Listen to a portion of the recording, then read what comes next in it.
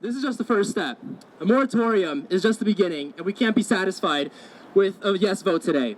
What we really need is a comprehensive framework and guardrails on data centers to protect our environment and our community. We've seen examples from across the country of how unfettered data center development comes into towns and communities just like ours and jacks up utility rates, poisons water, poisons air, creates noise pollution, and just disrupts people's communities and ways of life. We need to make sure that we're prioritizing our citizens, our river, our native communities, and make sure that we are not just selling out our communities to the data center developers. And until now, the City Council has not wanted to have this conversation. No.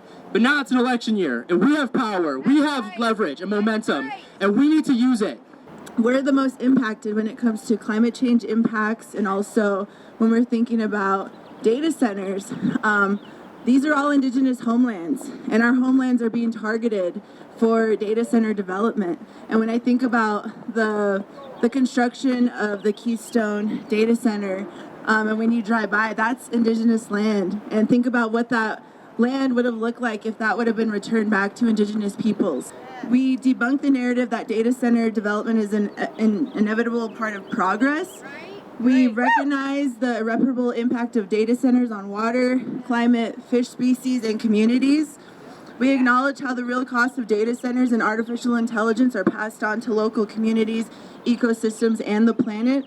And we believe that there is no such thing as a sustainable data center or a good data center. A moratorium isn't good enough by itself.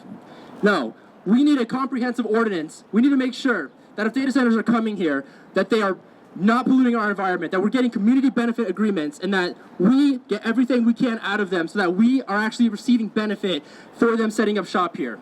As we've heard this morning, this is not the final stop, but the momentum is building. We can see the impacts of data centers already in the city of Reno and already in the region.